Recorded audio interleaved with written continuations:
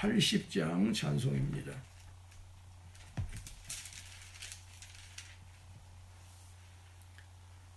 천지에 있는 이름 중 귀하고 높은 이름, 주 나시기 전 지으신 구주의 이름 예수.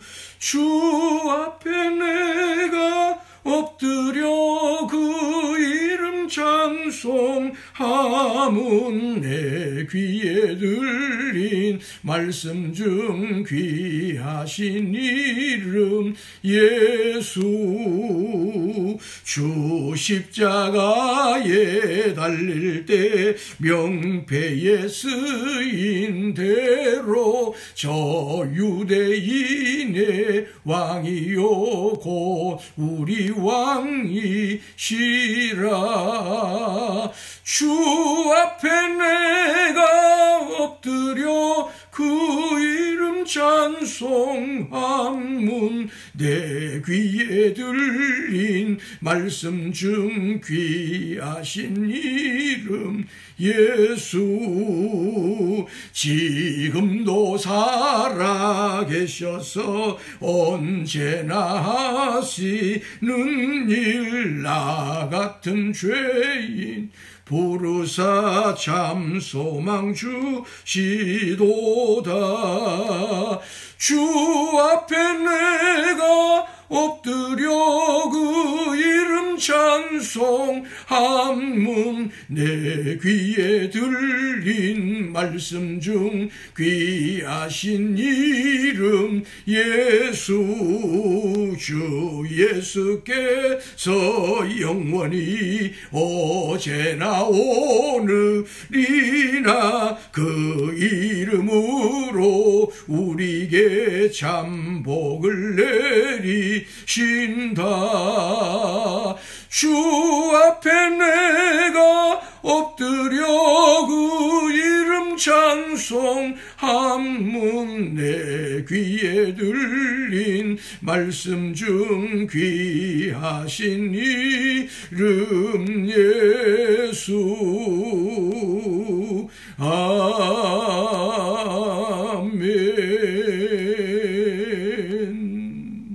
4월 4일 우리에게 주신 기록된 성경 하나님의 말씀 마가복음입니다. 마가복음 14장 12절에서 21절까지입니다. 마가복음 14장 12절에서 21절까지 말씀 우리 함께 읽음으로 봤습니다. 무교절의 첫날 곧 유월절 양 잡는 날에 제자들이 예수께 여짜오되 우리가 어디로 가서 선생님께서 유월절 음식을 잡수시게 준비하기를 원하시나이까 하매 예수께서 제자 중에 둘을 보내시며 이르시되 성내로 들어가라. 그리 가면 물 한 동이를 가지고 가는 사람을 만나리니 그를 따라가서 어디든지 그가 들어가는 그 집 주인에게 이르되 선생님의 말씀이 내가 내 제자들과 함께 유월절 음식을 먹을 나의 객실이 어디 있느냐 하시더라 하라. 그리하면 자리를 펴고 준비한 큰 다락방을 보이리니 거기서 우리를 위하여 준비하라 하시니 제자들이 나가 성내로 들어가서 예수께서 하시던 말씀대로 만나 유월절 음식을 준비하니라. 저물매 그 12를 내리시고 가서 다 앉아 먹을 때에 예수께서 이르시되 내가 진실로 너희에게 이르노니 너희 중에 한 사람 곧 나와 함께 먹는 자가 나를 팔리라 하신대 그들이 근심하여 하나씩 나는 아니지요 하고 말하기 시작하니 그들에게 이르시되 12 중에 하나 곧 나와 함께 그릇에 손을 넣는 자니라. 인자는 자기에 대하여 기록된 대로 가거니와 인자를 파는 그 사람에게는 화가 있으리로다. 그 사람은 차라리 나지 아니하였더라면 자기에게 좋을 뻔하였느니라. 아멘. 예수님이 종려주일날 예루살렘을 입성하셔서 성금요일날 십자가를 지시기까지 이 일주일의 긴박한 시간 속에서 지금의 날짜로 말하면 수요일 날이 제일 한가한 시간, 여유가 있는 시간이었다고 하는 것을 말씀을 드렸습니다. 그리고 그 여유가 있는 기간 동안에 물론 종교 지도자들은 예수님을 죽일 모의를 하고 여러 일들이 일어납니다만은 그래도 그렇습니다. 이와 같이 수요일 날 그 한적한 한가한 부분들을 옴싹해서 마가복음 14장에 기록되어 있다. 마가복음 14장에 소개되어 있다 하는 것을 어제 말씀드렸고요. 그 중에서 오늘은 최후의 만찬에 대한 기록입니다. 이 최후의 만찬은 공관복음서 같이 볼 수 있다. 공통적으로 볼 수 있다 해서 공관복음입니다. 그래서 마태, 마가, 누가 공관복음에 다 기록되어 있고요. 사복음서는 요한복음이 포함됩니다. 시대적으로 세대적으로 약간 30년이 차이가 나기 때문에 공관, 즉 같이 공통적으로 볼 수 없어서 사복음서라 그렇게 부릅니다. 요한복음에도 최후의 만찬이 기록되어 있는데요. 이 공관복음에는 오늘 마가복음과 동일하게 성례전적으로 기록이 되어 있습니다. 그런데 요한복음은 좀 다릅니다.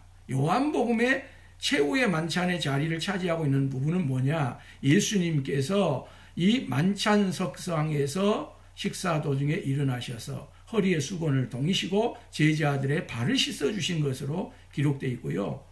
그러고 나서 제자들에게 너희가 서로 사랑하라 하면서 윤리적인 이 교훈적인 가르침이 만찬석상에서 예수님이 주신 교훈으로 나와 있고, 여기 최후의 만찬에서는 이게 성례전으로 우리가 말하고 있는 성찬식의 어떤 형태로 주어져 있는 것이 다를 뿐, 최후의 만찬은 사복음서에 다 동일하게 기록되어 있다 하는 것을 먼저 말씀드리고요. 이 최후의 만찬 부분, 오늘 마가복음에 가면 최후의 만찬을 예수님이 준비시키는 이야기가 전반부에 나와 있고, 후반부에는 최후의 만찬을 하시는 그 장면, 그리고 만찬석상에서 이 중에서 한 사람이 나를 팔게 될 것이라고 하는 이 엄청난 말씀을 하신 내용이 기록되어 있습니다. 그리고 최후의 만찬석상에서 성례전으로, 즉 성만찬으로 의식적으로 하시는 그와 같은 예수님의 이 놀라운 우리에게 축복을 주신 성만찬으로 주신 부분은 내일 아침에 따로 보기 위해서 떼놨다고 하는 것을 여러분에게 말씀드리면서 이 최후의 만찬을 준비하는 과정부터 먼저 보도록 하겠습니다. 자, 그 부분이 12절부터 16절인데요. 자, 12절 맨 앞에 부분을 한번 보시겠습니까? 무교절의 첫날 곧 6월절 양 잡는 날에 그렇게 소개가 되어 있습니다. 다른 복음보다 훨씬 구체적으로 상세하게 소개가 되어 있습니다. 왜 그러냐면 사복음서는 다 당시에 이 복음서를 읽을, 즉 이 복음서를 받을 대상이 정해져 있습니다. 그 중에 마가복음은 이방인들을 위한 복음입니다. 특별히 로마에서 그리스도를 믿고 있는 이방인들에게 주어진 복음이기 때문에 이방인들은 유대인 풍습을 잘 알겠어요? 모르겠어요? 당연히 모릅니다. 그래서 이방인들이요, 그 중에서도 로마에서 그리스도를 믿는 그들에게 이 마가복음을 통하여 예수 그리스도를 증거해야 되기 때문에 저들이 유대 문화나 풍습이나 절기를 잘 모르기 때문에 이렇게 자세하게 무교절의 첫날 곧 6월절 양 잡는 날에 그렇게 소개를 하고 있습니다. 성경은요, 그 복음을 받는 대상이 누구냐에 따라서 매우 친절한, 요즘 표현으로 말한다면 금자씨입니다. 친절한 금자씨입니다. 사랑하는 성도 여러분, 한날도 우리가요, 가족 간에도 너무 습관화되어 있어가지고 예의가 없을 때가 있습니다. 친절할 수 있길 바라고요. 특별히 하나님께서 우리에게 복음을 맡기시고 오늘 하루를 살아갈 때 누구를 만나든지 간에 우리는 메시지 역할도 하지만 메신저의 역할도 합니다. 그래서 친절한 거, 누구에게나 다정다감한 거, 예의가 있는 거 참 아름다운 일이고요. 복된 일이고요. 또 그렇게 하루를 살아갔으면 참 좋겠다. 먼저 여러분에게 보너스로 말씀을 드리면서 그 다음 말씀을 이어갑니다. 그러면 6월절에 대한 부분을 좀 설명이 필요합니다. 6월절은 유대인의 최대 절기입니다. 저들이 애굽에서 400년, 때로는 430년이라고 하는 부분도 성경에 있습니다. 400년, 430년 노예살이에서 해방된 것을 기념합니다. 그래서 자신들이 쓰고 있던 유대력에 따라서 니산월 1월입니다. 14일 날 그날 오전 중에 유대인들은 자기의 집을 온 집을 뒤져가지고 자기 집안의 누룩을 찾아냅니다. 이건 소극적이고 부정적인 의미에서 누룩이죠. 깨끗하지 못한, 정결하지 못한. 그래서 집안에 있는 모든 누룩들을 찾아서 그 누룩을 제거하고 나서 6월절 날 식사를 하게 될 어린 양을 잡습니다. 그리고 이와 같은 것이 완료가 되면 그날 저녁, 유대인들은 아침이 하루의 시작이 아니고 저녁, 해가 떨어지면 하루의 시작이거든요. 근데 14일 날 해가 떨어지면 며칠이 되는 거예요? 15일이 됩니다. 15일 날 그날 저녁에 어린 양을 잡은 것을 가족들이 모여서 아침까지, 그날 다음날 아침까지 먹습니다. 그리고 그 날부터 일주일간 무교절을 지킵니다. 그래서 구약을 보면 6월절 무교절이 구별되어 있기도 하지만 때로는 이 14일 날 준비해서 15일 날 저녁, 그러니까 15일 날 14일 날 저녁이지만 우리로 말하면 15일 그 저녁부터 아침까지 6월절을 지키고 일주일간 무교절을 지키기 때문에 이것이 같이 혼용돼서 사용될 때도 있습니다. 왜 무교절이에요? 없을 무자를 써서 누룩 없는 떡을, 누룩 없는 빵을 먹는다 그래서 무교절입니다. 저들은 해방절을 이와 같이 순결한 절기로, 정결한 절기로, 깨끗한 절기로 하나님 앞에 지키는 것을 보게 됩니다. 우리는 명절 되면 어떻습니까?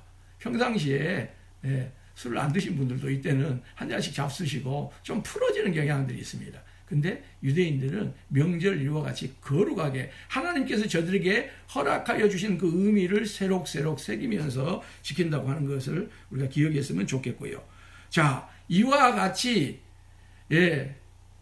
14일 날 어린 양을 준비해야 되는데 예수님을 비롯해서 제자들이 전부 다 자기 집을 떠나 있잖아요. 그런데 어린 양을 어떻게 준비합니까? 제자들이 조바심을 갖습니다. 그래서 베다니에 머물러 있는 약 한 5리 정도, 2km 정도 예루살렘에서 떨어져 있는 상황 가운데서 제자들이 예수님 앞에 묻습니다. 예수님, 선생님, 우리는 어떻게 어린 양을 잡습니까? 어떻게 준비합니까? 우리가 식구가 13명이 아닙니까? 그렇게 제자들이 예수님에게 물었더니 예수님이 뭐라고 말씀을 하셔요? 자, 13절 같이 읽습니다. 13절, 14절,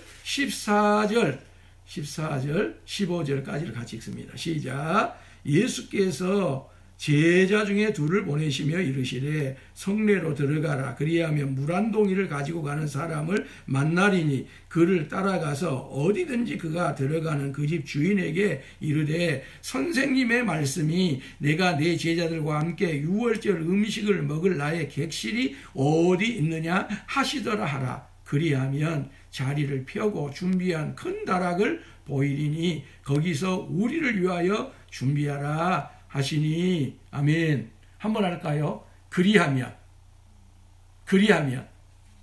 자, 예수님이 하신 말씀대로 그리하면 예수님이 그 다음은 다 책임져 주십니다.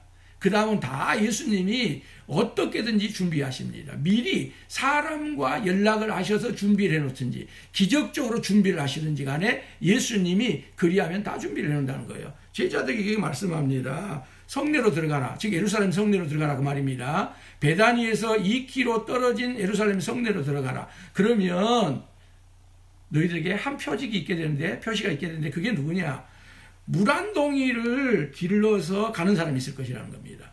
여러분, 우리도 어렸을 때 다 보았지만 동네 가운데 있는 또 어느 지점에 있는 아침 일찍 물을 뜨러 가는 사람은 누구입니까? 물동이를 가지고 가는 사람은 누구입니까? 다 여자입니다. 우리 엄마들이 그렇게 하셨어요. 할머니들이 그렇게 하셨어요. 아버지는 한 번도 가본 바가 없어요. 저는 따라가 보긴 했어요. 그래서 우리나라 엄마들이 평생 그렇게 고생을 하신 거예요. 농사 같이 다 합니다. 근데 밥은 누가 해요? 또 엄마가 합니다. 또 아내가 합니다. 남자는 큰 일만 해야 된대요. 자잘구리한 일 하면 안 된대요. 저도 그런 의식을 가지고 자랐습니다. 할아버지도 계셨고요. 근데 그런 의식이 지금도 많이 남아있지요. 그래서 목회나 다른 현장에서는 또 나름대로 권위를 내려놓고 하면서도 가정에서는 그게 잘 안 되는 게 사실입니다. 그런데 여기 무랑동이를 가지고 가는 사람, 맨, 남자입니다. 그러니까 얼마나 예수님이 특별하게 뚜렷하게 만날 사람을 이렇게 예수님이 말씀을 해줘요.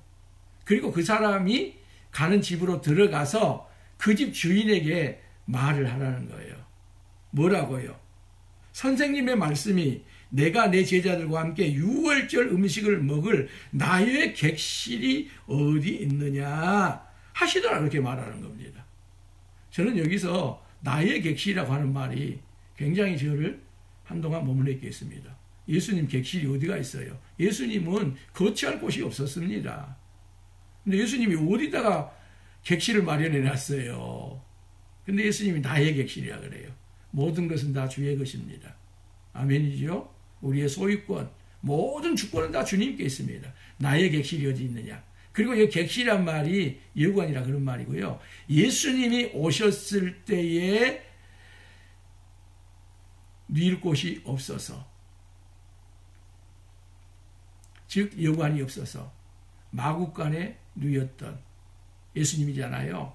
거기 예수님이 어머니 마리아가 찾았던 그 여관, 그 객실, 이 같은 단어가 그겁니다. 자, 예수님은요, 유월절을 매우 소박하게 지내기를 원했어요. 그래서 내가 하루 저녁을 머물러야 되니까요. 하루 저녁 머물 그와 같은 객실이 어디 있느냐? 그렇게 물은 거예요. 여관이 어디가 있느냐? 숙박 장소가 어디 있느냐? 그렇게 물으면 그 사람이 아주 조그마한 방을 내놓는다는 거예요? 아니라는 거예요. 큰 다락방을 보이리라. 한번 합시다. 큰 다락방을 보이리라. 놀랍습니다. 놀랍습니다. 예수님이 큰 다락방을 내게 내놔라 그런 게 아니에요. 조그만한 객실 하나를 요구하면 그 사람이 큰 다락방을 준비해 놓으리라. 그리하면 이렇게 놀라운 일들을 경험합니다. 아멘이죠. 아멘이죠. 당연히 아멘입니다. 그리고 6월절 만찬이 준비되자 베다니에서 2km 떨어진 예루살렘 성내로 들어가셔서 큰 다락방, 2층에 있는 다락방입니다. 그 다락방에서 예수님이 마지막 만찬을 합니다. 그래서 이걸 소위 최후의 만찬, 최후의 저녁 그렇게 말하는데 마지막 만찬을 합니다. 그런데 마지막 만찬을 하는 그 자리에서 예수님이 청천벽력 같은 말씀을 하신 거예요. 뭐라고 말씀을 해요? 나와 함께 손을 넣는 자가 나를 팔리라. 그런 거예요. 여기 나와 함께 손을 넣는다. 지금 예수님하고 한 식탁에 앉아서 식사를 하면서 우리가 어떤 음식을 넣고 젓가락이 탁 부딪히는 순간 있잖아요. 어떤 음식이 부딪히는 순간 있잖아요. 그렇게 지금 부딪히는 그 사람을 말하는 게 아닙니다. 예수님은요, 얼마나 사랑이 많으시고 얼마나 예수님이 제자들을 끝까지 보호하시고 저들이 옳은 길을, 바른 길을 가게 원하시는지 그렇게 직설적으로 다른 사람이 있는 데서 공개적으로 말하시는 예수님이 아닙니다. 이 말은 어떤 표현이냐면, 자, 우리가 떡을 찍어 먹을 때 꿀을 찍어 먹는 경우가 있잖아요. 어떤 것을 이렇게 찍어 먹는 경우가 있잖아요.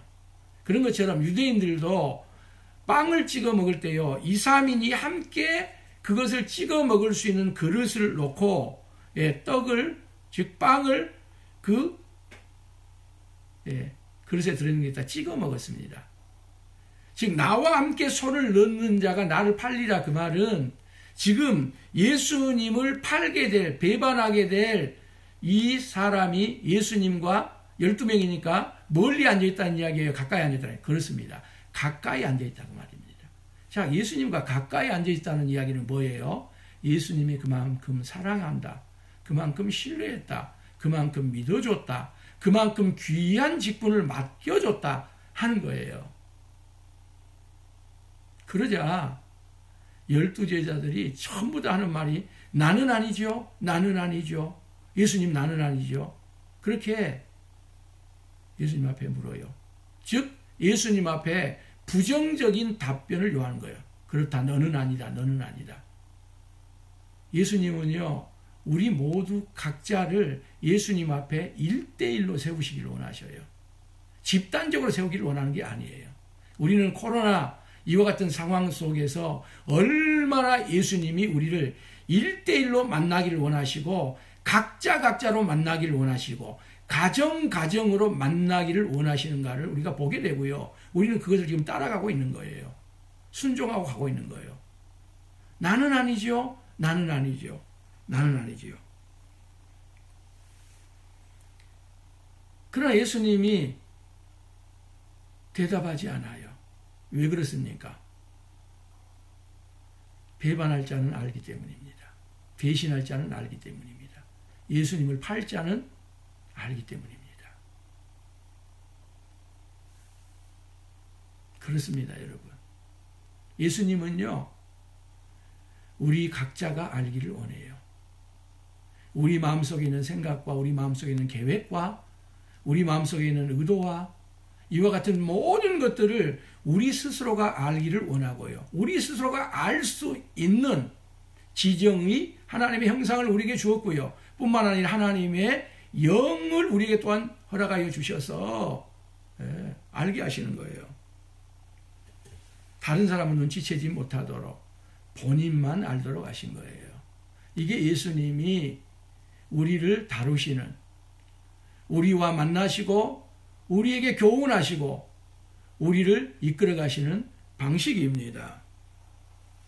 그러면서 예수님이 마지막 말씀을 이렇게 하십니다. 21절을 같이 읽으시죠. 인자는 자기에 대하여 기록된 대로 가거니와 인자를 파는 그 사람에게는 화가 있으리로다. 그 사람은 차라리 나지 아니하였더라면 자기에게 좋을 뻔하였느니라 하시니라.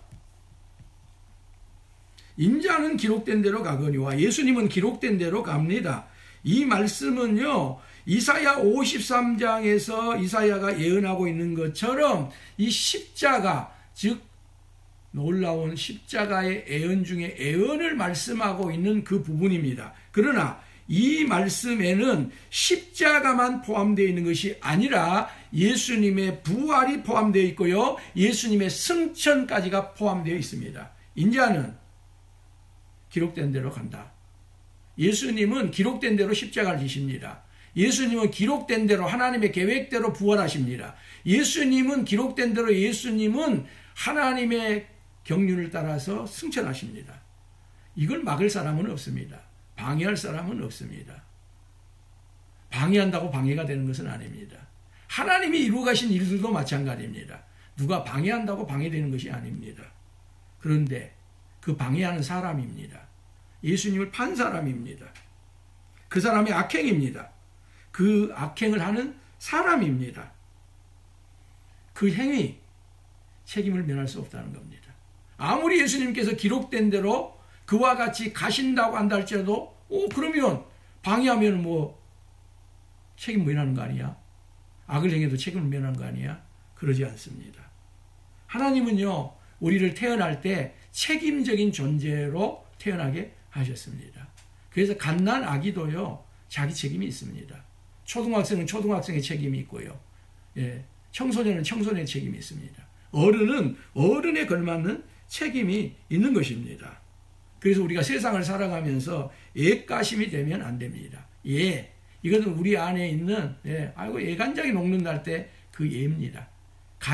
가슴입니다. 가슴. 애가심, 골칫거리, 애물단지. 언제까지? 우리는 그리스도인으로도 마찬가지입니다. 애가심이 되면 안 될 겁니다. 애물단지가 되면 안 될 것입니다. 골칫거리가 되면 안 될 것입니다. 이 코로나 상황 가운데서도 그리스도의 교회는 이와 같은 염려와 근심과 걱정을 끼쳐서는 안 될 것입니다. 사랑하는 성도 여러분, 예수님은요, 우리 각자를 대면하기를 원하십니다. 1대1로 우리를 만나기를 원하십니다. 오늘 이 새벽이 주님과 1대1로 만나는, 세상과 나는 간고 없고 오직 구속한 주만 보이도다, 그 예수님 앞에서 여러분을 향하신 물음, 여러분을 향하신 모든 것에 정직함으로 진실함으로 순결함으로 여러분을 주님 앞에 올려드릴 수 있기를 바랍니다. 나는 아니지요. 나는 아니지요. 물으시면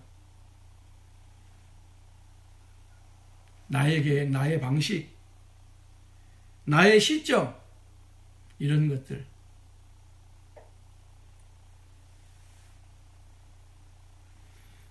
주님 앞에 드러내십시오. 그리고 혹여라도 내게 가룟 유다와 같은 마음이 있으면 주님께 도움을 요청하십시오. 주님, 제게 이런 옳지 못한 마음이 있습니다. 어두운 마음이 있습니다. 악한 마음이 있습니다. 남을 해치려고 하는 마음이 있습니다. 저는 어찌할 수 없습니다. 주님, 저를 긍휼히 여겨주시고 불쌍히 여겨주시고 저를 도와주십시오. 여기에 살 길이 있습니다. 여기에 우리의 희망이 있습니다. 여기에 우리의 새로운 인생의 출발이 있습니다. 오늘 하루도 복되시기를 바라고요. 이 새벽이 주님과 1대1로 세상의 모든 방해는 다 물리치고 그와 같은 것들은 다 떠나가고 우리 주님을 깊이 만나는 새벽 되고 그 주님과 함께 오늘을 귀하게 살아갈 수 있기를 예수님의 이름으로 축원합니다. 주님 가르친 기도 함께 드립니다. 하늘에 계신 우리 아버지여, 이름이 거룩히 여김을 받으시오며 나라 임하옵시며 뜻이 하늘에서 이룬 것 같이 땅에서도 이루어지이다. 오늘날 우리에게 일용할 양식을 주옵시고 우리가 우리에게 죄 지은 자를 사하여 준 것 같이 우리 죄를 사하여 주옵시고 우리를 시험에 들게 하지 마옵시고 다만 악에서 구하옵소서. 나라와 권세와 영광이 아버지께 영원히 싸움나이다. 아멘. 샬롬.